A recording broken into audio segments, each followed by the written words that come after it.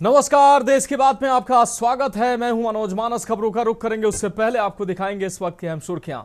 Pellet gun मामले में FIR दर्ज नहीं हुई तो धरने पर बैठे राहुल गांधी। संसद मार्ग पर बैरिकेडिंग और वाहनों पर रोक।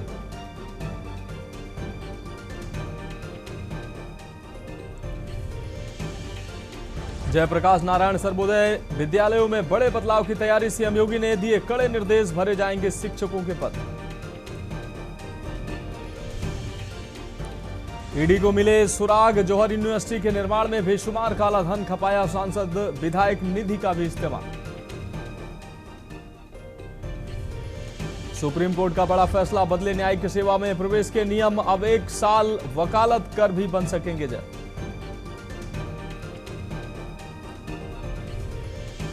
लक्सर कुआंखेड़ा में सोलानी नदी के रौद्र रूप। 3000 बीघा कृषि भूमि प्रभावित। ग्रामीणों ने प्रशासन से लगाई गुहार। हरिद्वार में बारिश के साथ वन्य जीवों की दस्तक। अजगर, मगरमच्छ, तेंदुआ की आबादी में आने से दहशत। वन विभाग रेस्क्यू में लगा। आप देख रहे हैं के न्यूज, खबरों का सारथी। और अब खबरें विस्तार से। हम खबर से बुलेटिन की शुरुआत करेंगे। दिल्ली के जंतर मंतर पर रिजर्वेशन हटाओ आंदोलन के तहत प्रदर्शनकारियों ने जाति आधारित आरक्षण व्यवस्था में बदलाव की मांग की। प्रदर्शनकारियों का कहना था कि आरक्षण और सरकारी सहायता का लाभ वास्तविक जरूरतमंदों तक पहुंचना चाहिए और इसके लिए आर्थिक स्थिति को आधार बनाया जाना चाहिए। कुछ प्रदर्शनकारियों ने SC/ST एक्ट के कथित दुरुपयोग को रोकने और कानून में बदलाव की मांग की। प्रदर्शनकारियों ने आरक्षण में क्रीमी लेयर का प्रावधान लागू करने के साथ SC/ST और OBC से जुड़ी नीतियों की समीक्षा की मांग की। भारतीय किसान परिषद के राष्ट्रीय सचिव सुधीर चौहान ने आपको बता दें, स्थगित किए जा चुके UGC इक्विटी नियमों को वापस लेने की मांग की। वहीं अखिल भारतीय क्षत्रिय महासभा के राष्ट्रीय सचिव दीपराज रावल ने कहा कि गरीब व्यक्ति किसी भी जाति का हो, उसे शिक्षा, कोचिंग और अन्य जरूरतों के लिए सहायता मिलनी चाहिए। प्रदर्शन के दौरान कुछ लोगों ने हनुमान चालीसा का पाठ किया और सियावर रामचंद्र की जय के नारे भी लगाए। आयोजकों ने प्रदर्शन को शांतिपूर्ण बताया। प्रदर्शन को देखते हुए जंतर मंतर पर दिल्ली पुलिस, RAF और ITBP के जवानों की तैनाती के साथ बैरिकेडिंग भी की गई। तो UGC रोल बैक, रिजर्वेशन हटाओ और SC/ST कानून के विरोध में ये आंदोलन जो है, महाआंदोलन जंतर मंतर पर एक बार फिर से देखने को मिला है। जंतर मंतर एक बार फिर गवाह बनी इस महाआंदोलन की। आप देख सकते हैं बड़ी संख्या में आंदोलनकारी जंतर मंतर पर पहुंचे और शांतिपूर्ण यह आंदोलन हुआ और सरकार को साफ तौर पर चेताया गया कि आरक्षण का आधार आर्थिक होना चाहिए, न कि जातिगत, और जातिगत भेदभाव को दूर करने की मांग भी इस दौरान की गई। नारे भी लगाए गए। जिस तरीके से SC/ST कानून का दुरुपयोग होता है, लोगों को गलत तरीके से फंसाया जाता है, और ऐसे में अब तमाम, चाहे OBC की तमाम जातियां हों, सवर्ण की तमाम जातियां हों, SC/ST में जिस तरीके से उनको फंसाया जाता है, ऐसे इसको देखते हुए अब मुखर तौर पर न सिर्फ OBC बल्कि सवर्ण समाज अब उठ खड़ा हुआ है और इसको लेकर अब मुखर तौर पर विरोध करता नजर आ रहा है। और आज जंतर मंतर पर यह तस्वीर जो आप देख पा रहे हैं, ये उसी की वानगी है, उसी का नतीजा है। जिस तरीके से कानून का दुरुपयोग हो रहा है, आरक्षण में क्रीमी लेयर को लेकर जो बात की जा रही है, एक तबका ऐसा है जो पीढ़ी दर पीढ़ी आरक्षण का लाभ ले रहा है और उसी समाज के जो पिछले लोग हैं वो इससे वंचित रह जा रहे हैं, वो आज भी पीछे हैं। जबकि उद्देश्य ये था आरक्षण का कि जो दबे कुचले और पिछड़े हैं उनको इसका लाभ मिलेगा, लेकिन वो उद्देश्य संभवतः पूरा नहीं हो रहा है। और अब बढ़ेंगे अगली खबर की ओर। खबर दिल्ली से है। कांग्रेस नेता राहुल गांधी शुक्रवार को दिल्ली के संसद मार्ग पुलिस थाने पर CJP के आपको बता दें, चलो संसद मार्च के दौरान पैलेट गन के इस्तेमाल के मामले में FIR दर्ज कराने की मांग को लेकर धरने पर बैठ गए थे। करीब 8 घंटे के धरने के बाद दिल्ली पुलिस ने साहिल लोचब के आरोपों के आधार पर अज्ञात लोगों के खिलाफ FIR दर्ज कर ली। इसके बाद राहुल गांधी से आपको बता दें, राहुल गांधी धरना स्थल से उठे। दिल्ली पुलिस ने पैलेट गन मामले में FIR दर्ज की है। मामला BNS की धारा 118 और 125 के तहत दर्ज किया गया है। धारा 118 खतरनाक हथियार या साधन से जानबूझकर चोट या गंभीर चोट पहुंचाने से जुड़ी है। जबकि धारा 125 दूसरों के जीवन या व्यक्तिगत सुरक्षा को खतरे में डालने वाले कृत्य से संबंधित है। राहुल गांधी ने कहा कि यह न्याय का पहला कदम है।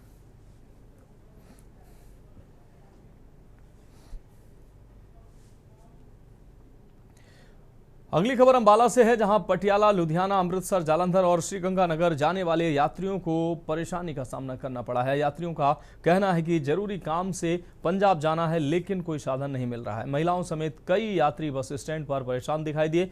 अंबाला छावनी bus stand incharge Bahadur Singh ने बताया कि पंजाब बंद के चलते पंजाब की ओर 1-2 बसें ही भेजी गई हैं। पटियाला के करीब 130 टाइम और अमृतसर व कटरा के करीब 110 टाइम संचालित होते हैं, लेकिन फिलहाल बेहद कम बसें चल रही हैं। यात्रियों को अनाउंसमेंट के जरिए जानकारी दी जा रही। पंजाब से आने वाली बसें भी बंद को देखते हुए रात में ही अंबाला पहुंच गई थी।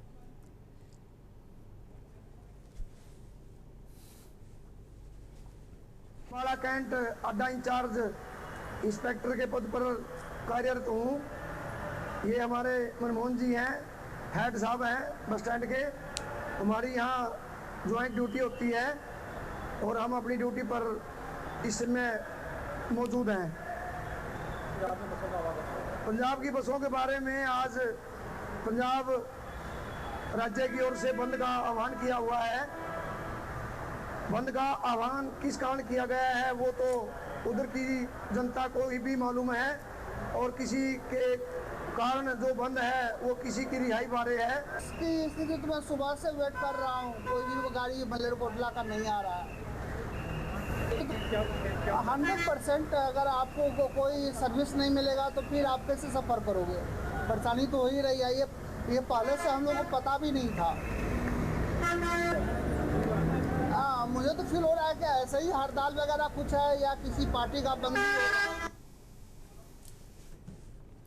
बढ़ेंगे अगली खबर की ओर। खबर अंबाला से है, जहां त्योहारों से पहले चीनी के दामों में अचानक बड़ा उछाल देखने को मिला है। कुछ दिन पहले तक 40 से 45 रुपए प्रति किलो बिकने वाली चीनी अब 60 रुपए प्रति किलो से महंगी पहुंच गई है। चीनी के साथ खाद्य तेल समेत अन्य सामानों के दाम भी बढ़े हुए हैं। बढ़ती कीमतों से किराना दुकानदारों के साथ मिठाई कारोबारी और आम लोग भी परेशान हैं। दुकानदारों का कहना है कि पिछले 10 से 12 दिनों में चीनी के दाम तेजी से बढ़े हैं।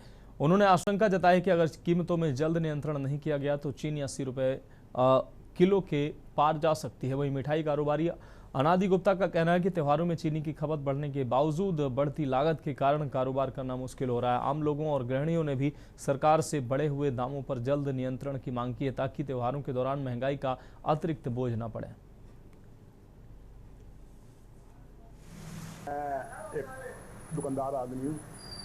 पिछले वर्षों, पिछले 1 महीने के अंदर चीनी में 20 रुपये किलो की बढ़ोतरी हुई है।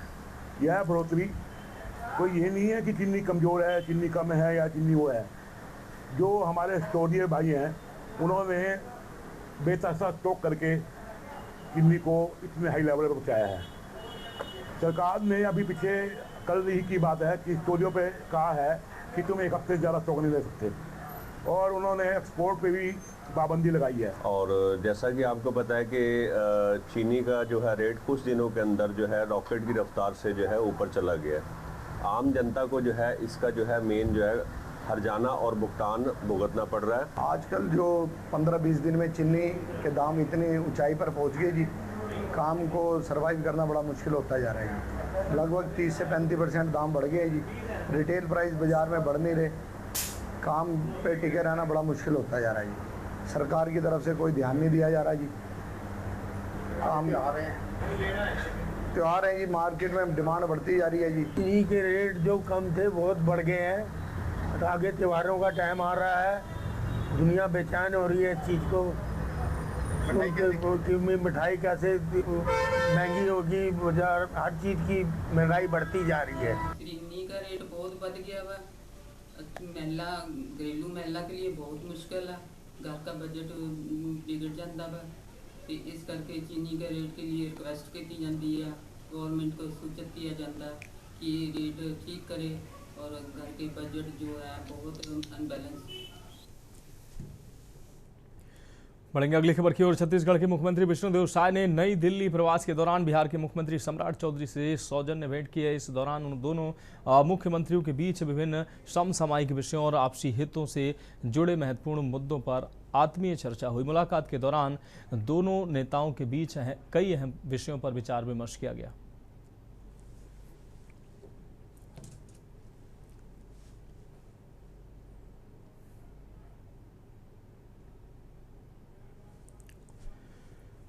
बेमेतरा के बेरला ब्लॉक के ग्राम आपको बता दें न्योनारा स्थित लोहिया पेपर मिल में गुरुवार को काम के दौरान बड़ा हादसा हो गया। हादसे में साजा निवासी मजदूर मोहन दास बंजारे की दीवार गिरने से दबकर मौत हो गई। घटना के बाद शुक्रवार को बेरला सामुदायिक अस्पताल परिसर के सामने तनाव की स्थिति बन गई।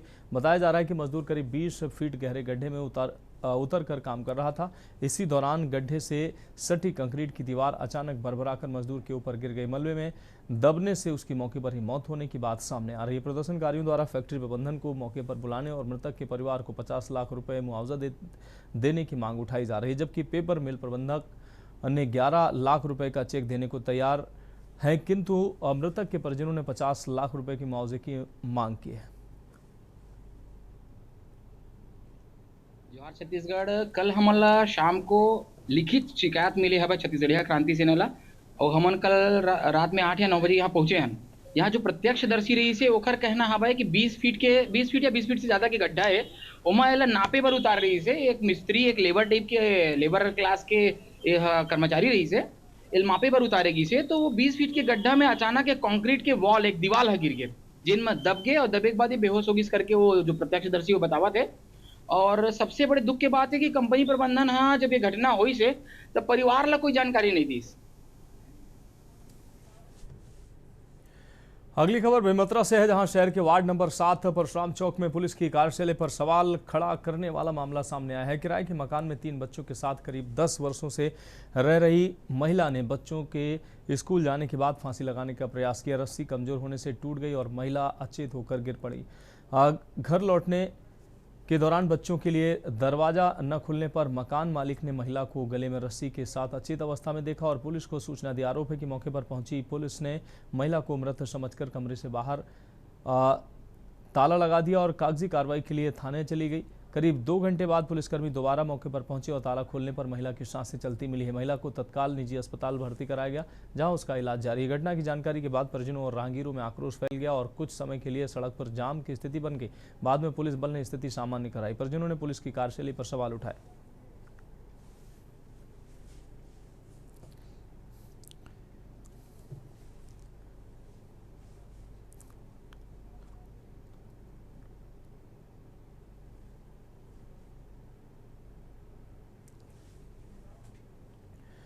बढ़ेंगे अगली खबर की ओर। रायपुर में इंटक के राष्ट्रीय अधिवेशन के दौरान सद्भावना दिवस मनाया गया। इस अवसर पर इंटक के महिला प्रदेश अध्यक्ष संत उइके जो कि कांकेर जिले से आते हैं, उनका सम्मान किया गया। कार्यक्रम में बड़ी संख्या में पदाधिकारी एवं कार्यकर्ता शामिल हुए। अधिवेशन में संगठन को मजबूत बनाने, श्रमिकों के हितों को प्राथमिकता देने और संगठन की गतिविधियों को जमीनी स्तर तक पहुंचाने को लेकर नई रणनीति तैयार की गई। पदाधिकारियों ने एकजुट होकर संगठन को और मजबूत बनाने का संकल्प लिया। अधिवेशन में श्रमिकों के हितों को प्राथमिकता देने तथा उनकी समस्याओं को प्रभावी ढंग से उठाने पर जोर दिया गया।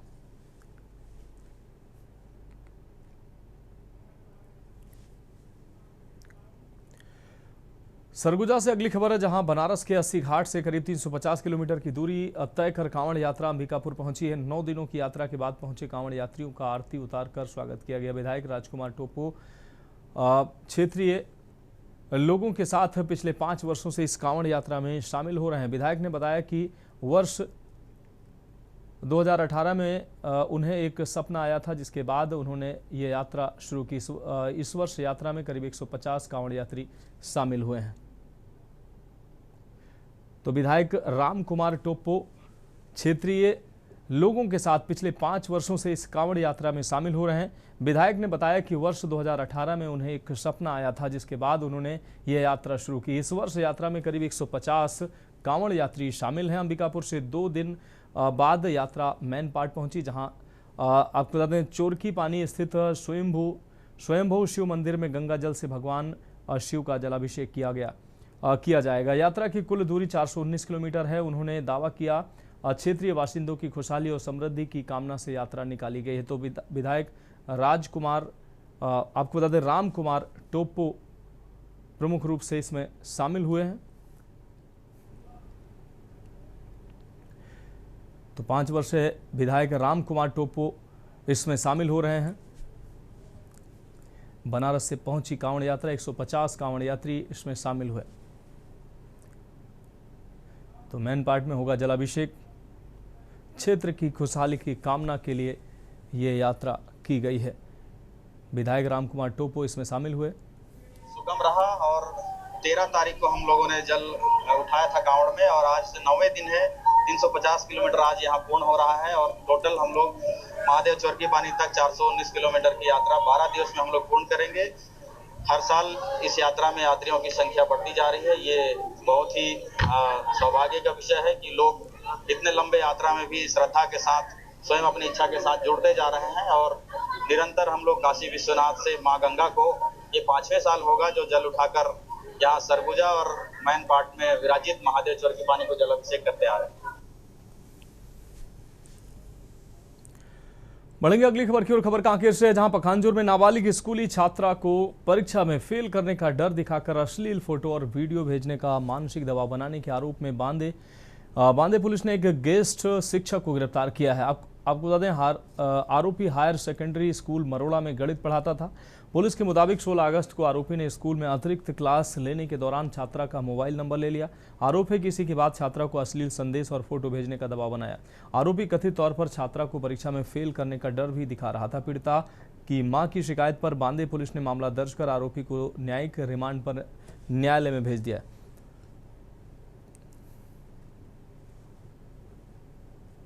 20/8/2026 को प्रार्थिया ने थाना बांधे आकर शिकायत की कि उनकी बेटी जहां पढ़ती है वहां के शिक्षक द्वारा उसे परीक्षा में फेल कर देने और साथ से परीक्षा में फेल करने की धमकी देते हुए अश्लील फोटो और वीडियो मैसेजेस भेज रहा है। साथ ही अश्लील फोटो और वीडियो मैसेजेस उसको भेजने के लिए मानसिक तौर पर दबाव कर रहा है।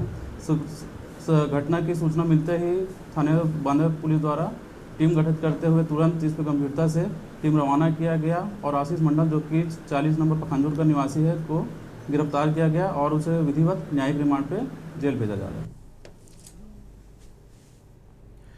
अगली खबर उत्तर प्रदेश के श्रावस्ती से, जहां मासूम के साथ युवक ने दुष्कर्म किया। ठंडा पिलाने के बहाने फुसला कर ले गया था युवक। दरिंदे के चंगुल से छूटने के बाद मासूम ने बताई आप बीती। पीड़िता के परिजनों की शिकायत पर मामला दर्ज हुआ है। आरोपित युवक को पुलिस ने गिरफ्तार किया है। भिनगा कोतवाली क्षेत्र के गाँव का ये पूरा मामला है। तो दरिंदे के चंगुल से छूटने के बाद पीड़िता ने आप बीती बताई है। पीड़िता के परिजनों की शिकायत पर मामला फिलहाल दर्ज किया गया है। तो श्रावस्ती से अहम खबर आपको दिखा रहे हैं। दरिंदे के चंगुल से छूटने के बाद मासूम ने आप बीती बताई, जिसके बाद पुलिस ने गिरफ्तारी की है। पीड़िता के परिजनों की शिकायत पर मामला भी दर्ज किया गया है।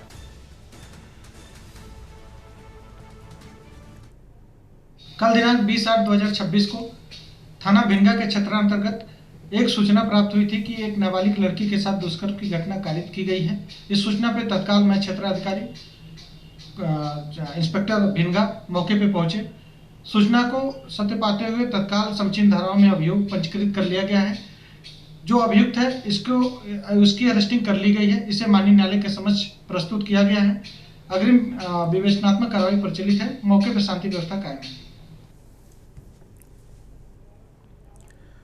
बढ़ेंगे अगली खबर की ओर। उत्तर प्रदेश के एटा जिले में पुरानी पेंशन योजना की बहाली और टीईटी अनिवार्यता के विरोध में शिक्षक कर्मचारियों का गुस्सा सड़क पर साफ देखने को मिल रहा है। टेवा और आपको बता दें NMOPS के बैनर तले जिला संयोजक डॉक्टर ओमेंद्र प्रताप के नेतृत्व में एक विशाल तिरंगा यात्रा निकाली गई, जिसमें बड़ी संख्या में शिक्षक और कर्मचारी शामिल हुए हैं। शहीद पार्क से शुरू हुई ये विशाल तिरंगा यात्रा शहर के मुख्य मार्गों से होते हुए कलेक्ट्रेट तक पहुंची। इस दौरान प्रदर्शनकारियों के हाथों में तिरंगा और पुरानी पेंशन बहाली की मांग से जुड़े पोस्टर व बैनर नजर आए। शिक्षक कर्मचारियों ने पुरानी पेंशन बहाल किए जाने और टीटी की अनिवार्यता को समाप्त करने की पुरजोर मांग उठाई गई। सड़कों पर उमड़े इस सैलाब ने सरकार के खिलाफ जमकर हुंकार भरी।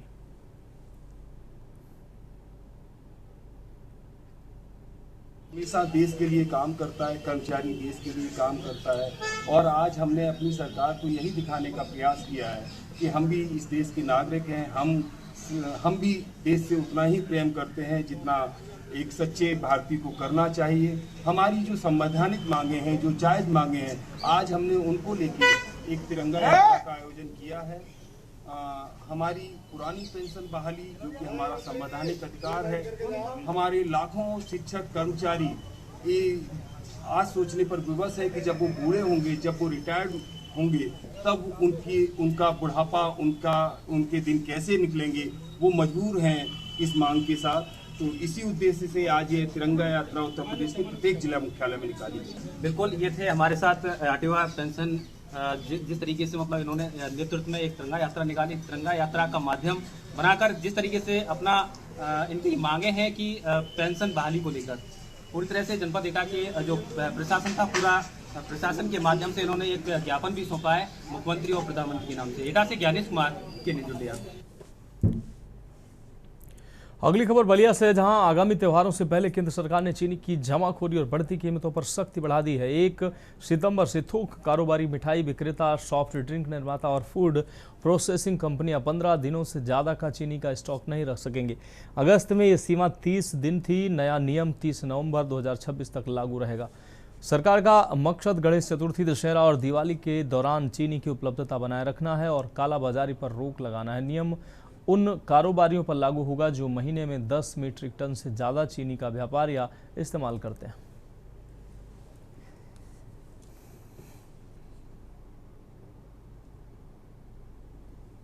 इसमें 400 रुपये पसेरी, 80 रुपये किलो बिक रहा है। पहले 70 रुपये किलो बिकता था। चीनी महंगा होने के कारण ये इस पर महंगाई बढ़ गई। त्योहारी फेस्टिवल चल रहा है, मिठाइयाँ पकवान घर घर में बनते हैं। आप ही खान करता भी है घर पे, आपके बजट पर कितना असर पड़ रहा है इससे? बहुत ज्यादा असर पड़ रहा है। जमाखोरी करने वालों के लिए 15 दिन की क्या लिमिट तय कर दी है। क्या आपको लगता है कि इस बार दुकानों पर मिठाइयाँ सस्ती मिलेंगी? नहीं मिलेगी। मेरी मिठाई की दुकान है।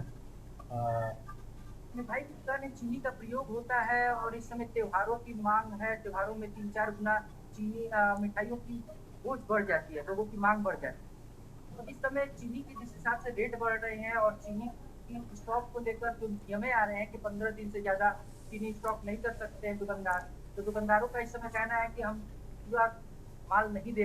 ये अभी काफ़ी चुनौतीपूर्ण हो गया क्योंकि त्यौहार नज़दीक आ चुके हैं और अचानक से जो रेट काफ़ी बढ़ चुके हैं चीनी के, तो उसमें दिक्कतें आ रही हैं। ऐसी तो नहीं मिलेगी क्योंकि चीनी महंगी हो गई है, तो कहीं ना कहीं मिठाई जो है महंगी ही होगी।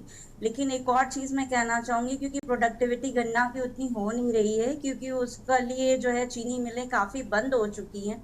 तो सरकार को कहीं ना कहीं जो है किसानों को प्रोत्साहित करना चाहिए कि वो गन्ना ज़रूर बोएं और जो है चीनी मिलों को खुलवाना चाहिए। जो बंद पड़ चुकी हैं उनकी मेंटेनेंस करवानी चाहिए ताकि वो खुल सके और किसान भाई जो है गन्ने पे उनको अच्छी सब्सिडी मिल सके, तभी जो है चीनी की रेट को जो है कम किया जा सकता है, क्योंकि प्रोडक्टिविटी बहुत कम है और उसकी डिमांड बहुत ज़्यादा है। गणेश चतुर्थी, दशहरा और दिवाली जैसे बड़े त्योहारों से ठीक पहले केंद्र सरकार ने चीनी की जमाखोरी और बढ़ती कीमतों पर बड़ा प्रहार किया है। 1 सितंबर से चीनी की स्टॉक लिमिट को घटाकर आधा यानी सिर्फ 15 दिन कर दिया गया है। अब महीने में 10 मीट्रिक टन से ज़्यादा चीनी का इस्तेमाल करने वाले थोक कारोबारी, मिठाई विक्रेता और बड़ी कंपनियां मनमाफिक स्टॉक और डंप करके नहीं रख पाएंगी। 30 नवंबर 2026 तक लागू रहने वाले इस फैसले का सीधा मकसद है बाजार में सप्लाई बनाए रखना और कृत्रिम किल्लत पैदा करने वाले जमाखोरों पर नकेल कसना, ताकि इस फेस्टिव सीजन में आम जनता की जेब पर मिठास भारी ना पड़े। बलिया से कृष्णकांत पांडे, कैमरामैन मंटू के साथ, के न्यूज इंडिया बलिया।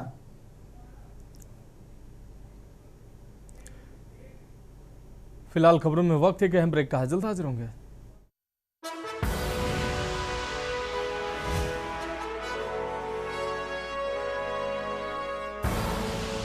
आप देख रहे हैं के न्यूज, खबरों का साथ। ब्रेक के बाद एक बार फिर से देश की बात में आपका स्वागत है। बढ़ेंगे अगली खबर की ओर। खबर अमरोहा से है, जहां नौगामा सादात थाना क्षेत्र के नाजरपुर कला गांव में डेयरी कर्मी प्रदीप कुमार की हत्या का पुलिस ने 24 घंटे के भीतर खुलासा कर दिया है। पुलिस ने मृतक के सहकर्मी और बिहार के सीतामढ़ी निवासी निकेश को गिरफ्तार किया है। पुलिस के मुताबिक प्रदीप द्वारा आरोपी को बिहारी कहकर डांटने, गाली गलौज और मारपीट से वह क्षुब्ध था। 17 और 18 अगस्त की रात निकेश ने सोते समय डेयरी में रखी भूसा निकालने वाली पंजी जाली से प्रदीप के सिर पर वार कर हत्या कर दी।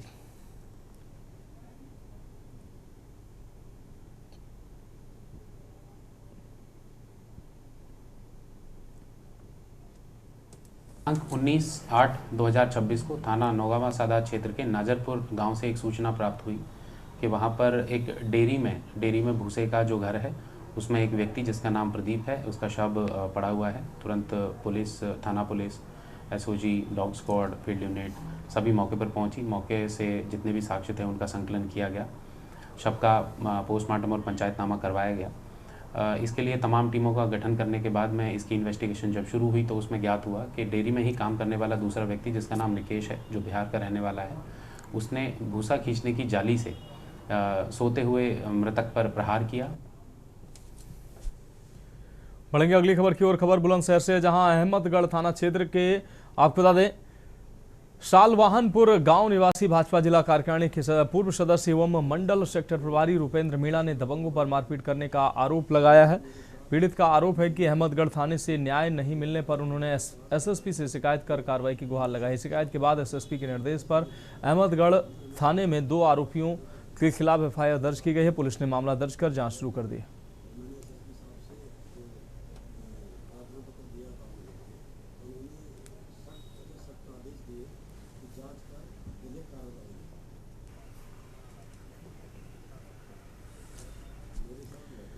बुंदेलखंड के महोबा में पानी की समस्या से निपटने के लिए कबरई बांध की भंडारण क्षमता 2 मीटर बढ़ाने की तैयारी शुरू कर दी गई है। बांध को 157 मीटर से बढ़ाकर 159 मीटर तक भरने के निर्देश के बाद प्रशासन और सिंचाई विभाग अलर्ट मोड पर है।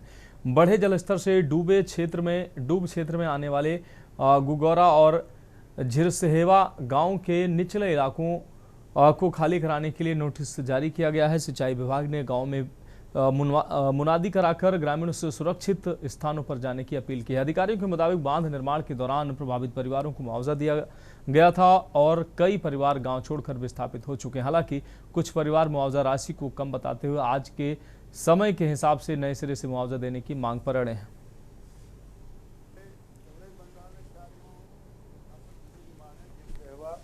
गुगौरा, अलीपुरा गंज अभी वर्तमान में 3 गांव का विस्थापन किया जा रहा है।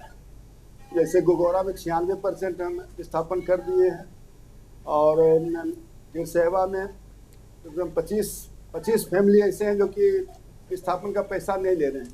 और प्रति वर्ष हम लोग 157 के लेवल तक पानी भरते थे, वहाँ तक कोई दिक्कत नहीं है। 157-30 उसके बाद से इस बार हमारे चीफ साहब द्वारा बताया गया 159 तक पानी भरा जाएगा। हमारी समस्या में ये है कि कबरई बांध का पानी भर रहा है, सरकार भर रही है, पानी भर रही है और यहाँ पर मकान भर में पानी भर चुका है, मकान गिर रहे हैं और सरकार मुआवजा दे नहीं रही है। मुआवजा दिया जाए और समय दिया जाए। हमारे मतलब जो मकान है समय लगेगा, उनको बनाने में लगेगा।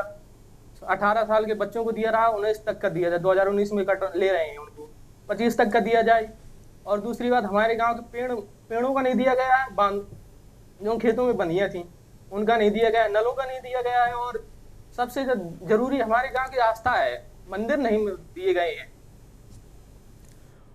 बढ़ेंगे अगली खबर की ओर। खबर उन्नाव से, जहां सदर विधायक पंकज गुप्ता सुबह लाव लश्कर के साथ लखनऊ में आयोजित पूर्व सीएम व पूर्व राज्यपाल कल्याण सिंह की 5वीं पुण्यतिथि पर आयोजित कार्यक्रम में शामिल होने को रवाना हुए। इससे पहले जिला भाजपा कार्यालय में पूर्व मुख्यमंत्री के चित्र पर माल्यार्पण व पुष्पांजलि अर्पित करते हुए श्रद्धा सुमन अर्पित किए हैं। लखनऊ से लौटने के बाद सिकंदरपुर सरोसी ब्लॉक सभागार में आयोजित कार्यक्रम में चयनित लोगों के बीच सोलर लाइट्स का वितरण कर विधायक ने सभी को ऊर्जा संरक्षण का संदेश दिया। कार्यक्रम में प्रधान दिनेश लोधी, श्रीराम लोधी, रामशंकर लोधी, दीनदयाल लोधी, नथु निषाद, सर्वेश लोधी, सुभाष लोधी, राजेश राजपूत सहित कई अन्य लोग मौजूद रहे।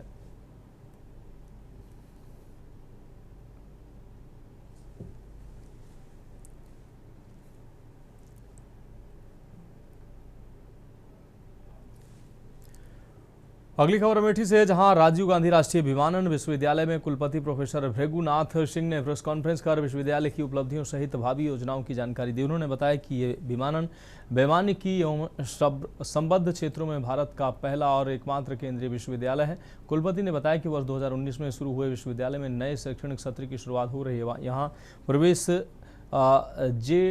डबल मेंस के माध्यम से होता है और वर्तमान में 30 से 40% छात्र दक्षिण भारत से आ रहे हैं। विश्वविद्यालय को विश्व स्तरीय संस्थान बनाने के प्रयास किए जा रहे हैं। उन्होंने कहा कि 2047 तक विकसित भारत के लक्ष्य में एविएशन सेक्टर की बड़ी भूमिका होगी। विश्वविद्यालय मानव संसाधन विकास के साथ रिसर्च एंड डेवलपमेंट के क्षेत्र में भी महत्वपूर्ण भूमिका निभाने की दिशा में काम कर रहा है।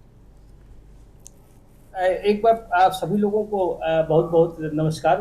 और जैसा कि आप जानते हैं कि राष्ट्रीय विमानन विश्वविद्यालय, राजीव गांधी राष्ट्रीय विमानन विश्वविद्यालय देश का एक बहुत ही प्रतिष्ठित जो है केंद्रीय विश्वविद्यालय है और इसका मुख्य उद्देश्य जो है aviation and aerospace and allied disciplines में अपने जो है मैंडेट हमको मिला हुआ है काम करने का। तो यूनिवर्सिटी इसी दिशा में जो है आगे बढ़ रही है और विगत 2 वर्षों में हमने 8 स्ट्रैटेजिक पिलर्स पर काम किया है। अगली खबर बलिया से है, जहां मनियर प्राथमिक स्वास्थ्य केंद्र में जारी अंदरूनी खींचतान के बीच नगर पंचायत अध्यक्ष डॉक्टर शैलेंद्र सिंह रावत के समर्थन में उतर आई। उन्होंने मुख्य चिकित्सा अधिकारी सीएमओ बलिया को पत्र भेजकर मामले की जांच कराने और दोषियों के खिलाफ कार्रवाई की मांग की। अध्यक्ष का कहना है कि डॉक्टर रावत अस्पताल की व्यवस्थाओं में सुधार और अनुशासन कायम करने का प्रयास कर रहे हैं। मुख्य चिकित्सा अधिकारी महोदय के यहाँ वो मनियर की पीएससी की समस्या थी, मनियर पीएससी की समस्या थी। वहाँ डॉक्टर शैलेंद्र रावत डॉक्टर हैं और वहाँ उनके अधीनस्थ जितने कर्मचारी हैं उनके बीच में कुछ आपसी सामंजस्य नहीं बन रहा है। सामंजस्य नहीं बनने के कारण कुछ वहाँ बवाल चल रहा है। तो कुछ लोग वहाँ महिलाएं आई थी सीएमओ के यहाँ कि उनका ट्रांसफर कर दिया जाए। खबर कानपुर से, जहां प्रदेश भर के अधिवक्ताओं को एकजुट करने के उद्देश्य से कानपुर में 10 और 11 सितंबर 2026 को प्रांतीय अधिवक्ता सम्मेलन आयोजित किया जाएगा। कानपुर बार एसोसिएशन और द लॉयर्स एसोसिएशन के संयुक्त तत्वाधान में बार एसोसिएशन लॉन में होने वाले सम्मेलन में अधिवक्ताओं की सुरक्षा, अधिकारों और विभिन्न समस्याओं पर मंथन होगा। सम्मेलन में वकीलों पर हो रहे हमलों को देखते हुए अधिवक्ता सुरक्षा कानून लागू करने की मांग प्रमुखता से उठाई जाएगी। सुप्रीम कोर्ट के अधिवक्ताओं की हड़ताल संबंधी निर्देशों और 7 वर्ष या उससे अधिक सजा वाले मामलों में अधिवक्ताओं के मुकदमों को दूसरे जिलों में स्थानांतरित करने के निर्णय पर भी चर्चा होगी। एडवोकेट एक्ट 1961 में हालिया संशोधनों पर आपत्ति दर्ज कराते हुए पुनर्विचार की मांग की जाएगी। सम्मेलन में प्रदेश भर से अधिवक्ताओं के शामिल होने की संभावना है। सर्वोच्च न्यायालय द्वारा बार काउंसिल ऑफ इंडिया और सभी राज्यों के विधिज्ञ परिषद को इस बात के लिए आदेशित किया गया है कि वह पूरे भारत के सभी जिला बार संघों से इस बात की अंडरटेकिंग ले कि न तो किसी मुद्दे पर हड़ताल करेंगे, न ही न्यायिक कार्य से विरत रहेंगे। इसके अतिरिक्त प्रयागराज उच्च न्यायालय के न्यायमूर्ति जस्टिस विनोद दिवाकर जी के द्वारा एक आदेश पारित किया गया है मोहम्मद कफील बनाम उत्तर प्रदेश राज्य के मामले में, जिसमें उन्होंने यह कहा है कि जिस भी अधिवक्ता के विरुद्ध 7 साल से अधिक की सजा के मुकदमे दर्ज होंगे वो उनको उसी दिन से बार काउंसिल जो है न्यायिक कार्य से अलग कर दे। बुलंदशहर के शिकारपुर ब्लॉक क्षेत्र के गांव जानीपुर कला में विकास कार्यों को लेकर ग्रामीणों का आक्रोश फूट पड़ा है। गांव में लंबे समय से मूलभूत सुविधाओं के अभाव और विकास कार्यों में अनियमितता का आरोप लगाते हुए ग्रामीणों ने ग्राम प्रधान और सेक्रेटरी के खिलाफ जोरदार विरोध प्रदर्शन किया। इस दौरान ग्रामीणों ने जमकर नारेबाजी भी की। ग्रामीणों का आरोप है कि गांव में कोई भी ठोस विकास कार्य नहीं कराया गया है, जिसके कारण लोगों को भारी परेशानियों का सामना करना पड़ रहा है। गाँव में जल निकासी की उचित व्यवस्था न होने के कारण रास्तों पर जल भराव और गंदगी फैली है।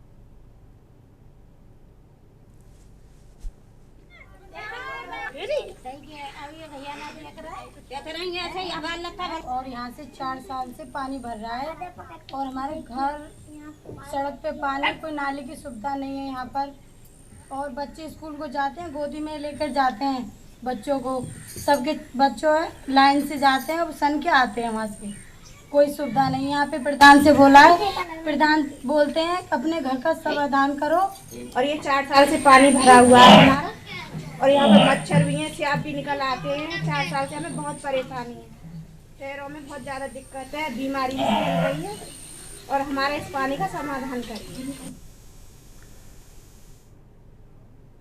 अगली खबर बाराबंकी से, जहां नाबालिग से दुष्कर्म के गंभीर मामले में विशेष पॉक्सो न्यायालय ने ऐतिहासिक फैसला सुनाते हुए अभियुक्त को 20 साल की कठोर सजा और भारी अर्थदंड से दंडित किया। इस कड़े फैसले से न्याय की उम्मीद जगी है और विशेष न्यायाधीश पॉक्सो एक्ट कोर्ट ने अभियुक्त दीपू को नाबालिग से दुष्कर्म का दोषी करार दिया। पॉक्सो एक्ट की धारा 6 के तहत अभियुक्त को 20 वर्ष कठोर कारावास, 1 लाख रुपए का अर्थदंड सुनाया गया है।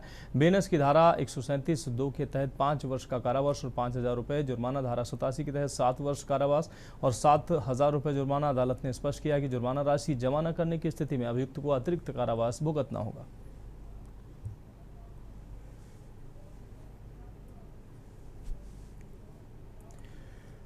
ग्रेटर नोएडा में सड़क किनारे अतिक्रमण के खिलाफ प्राधिकरण ने बड़ा अभियान चलाया। आपको बता दें, तिलपता चौक, रोजा चौक, सेक्टर 16B, जगत फार्म और चूहड़पुर में कार्रवाई जो है करते हुए 12 अवैध टेम्पररी स्ट्रक्चर ध्वस्त किए गए। करीब 1 दर्जन रेहड़ी पटरी के साथ 3 काउंटर, तख्त और टेबल भी जब्त किए गए। प्राधिकरण के स्टोर में जमा कराए गए शाहबेरी रोड और ATS सोसाइटी के आसपास भी अतिक्रमण हटाया गया। यातायात बाधित होने की शिकायतों के बाद ही कार्रवाई हुई है।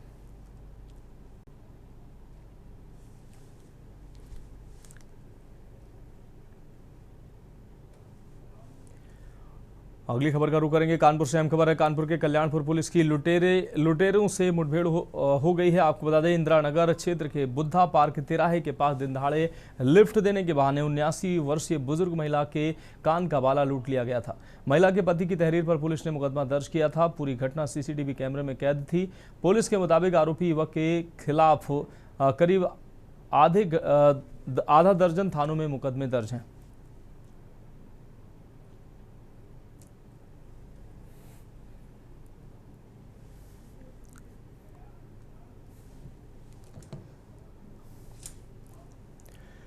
बढ़ेंगे अगली खबर की ओर। खबर कानपुर से, जहां लगातार हो रही बारिश के चलते लोकमन मोहाल के भूसाटोली क्षेत्र में करीब 100 साल पुराना जर्जर मकान अचानक भरभरा कर गिर गया है। मकान गिरने से इलाके में हड़कंप मच गया। हालांकि हादसे में किसी प्रकार की जनहानि की कोई सूचना नहीं है।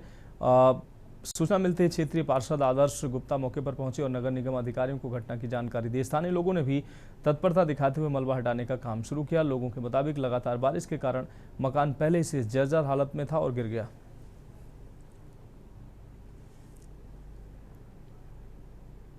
मैं आदर्श गुप्ता, पार्षद, वार्ड 90 दानापुरी से। मेरे क्षेत्र के अंदर 68/109 लोकमन मोहाल, यह है मनीष राशन वाली गली जो फेमस रहती है, राशन की दुकान है यहाँ पे मनीष भैया का फोन आया 4:30 बजे मेरे पास कि घर के सामने एक मकान गिर गया है। तो यहाँ पे मौके पे आके इसका निरीक्षण किया, देखा तो ये मकान में कोई रहता नहीं है, काफी सालों से बंद है। इसमें 3-4 नीचे गोदामें हैं क्षेत्रीय लोगों की, और ये छज्जा और इसका पेड़ आप जो देख सकते हैं अपने वीडियो के माध्यम से, ये गिर गया है।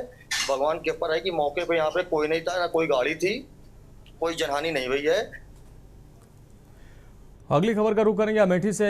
खबर है, जहां दिल्ली के जंतर मंतर पर छात्रों पर हुए कथित हमले का मुकदमा दर्ज न होने के विरोध में कांग्रेस कार्यकर्ताओं ने प्रदर्शन किया। गौरीगंज स्थित कांग्रेस कार्यालय के सामने कार्यकर्ता धरने पर बैठ गए और भाजपा सरकार के खिलाफ जमकर नारेबाजी की। कांग्रेस कार्यकर्ताओं का आरोप है कि छात्रों पर हमला करने वालों के खिलाफ अब तक FIR दर्ज नहीं की गई है। इस मामले को लेकर राहुल गांधी ने भी दिल्ली पुलिस से शिकायत की है। कार्यकर्ताओं ने छात्रों के सम्मान और न्याय की मांग करते हुए दोषियों के खिलाफ मुकदमा दर्ज कर कार्रवाई की मांग की। द्वारा प्रदर्शन किया जा रहा है, क्या है मामला? जंतर मंतर पर जो पैलेट गन चलाई गई थी, जिससे कई लोग बच्चे घायल हुए थे, उसी के खिलाफ आज राहुल गांधी जी थाने गए हैं। उन पर FIR दर्ज कराने के लिए, जिन्होंने पैलेट गन का परमिशन दिया था, चलाई थी, तो वो FIR दर्ज नहीं हो रही है। हम सबकी मांग है कि उन पर FIR दर्ज हो। ये वहाँ राहुल जी बैठे हुए हैं धरने पर, और यहाँ भी सारी जिले की कई सब लोग धरने प्रदर्शन पर बैठे। हमारी यही मांग है कि जिन्होंने बैलेट गन चलाई है उन पर FIR दर्ज।